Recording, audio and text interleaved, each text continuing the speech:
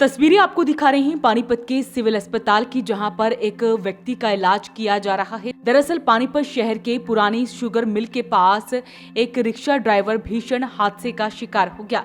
सड़क किनारे फेंकी गई गर्म राख पर पैर पड़ते ही रिक्शा ड्राइवर के दोनों पैर और एक हाथ बुरी तरह से झुलस गया।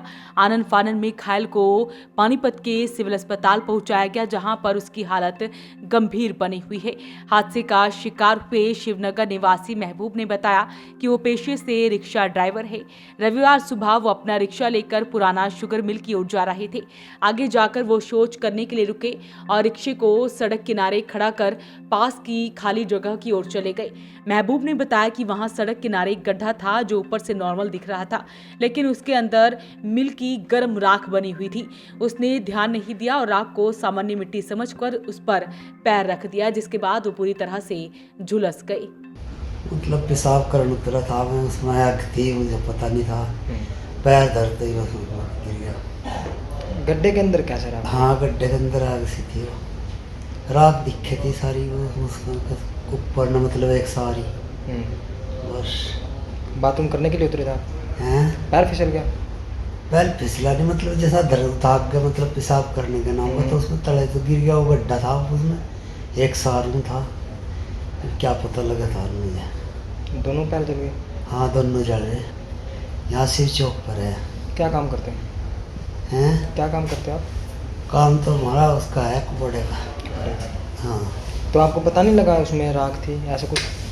क्या पता लगा, एक सार दिख रहा जी, और पैर धरेंगे तो दड़ एकदम अंदर गया पैर, एक संभला गया नहीं, फिर उसमें चलेगा। तो गर्म थी उसमें? हाँ, गर्म थी। दोनों पैरों में दिक्कत? दोनों ही चल रहे। महबूब ने बताया कि राख इतनी गर्म थी कि पैर रखते ही उसके दोनों पैर घुटनों तक बुरी तरह से झुलस गई।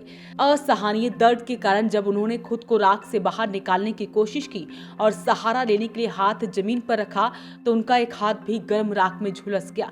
उनके चिल्लाने की आवाज सुनकर आसपास के लोग मदद के लिए दौड़ पड़े।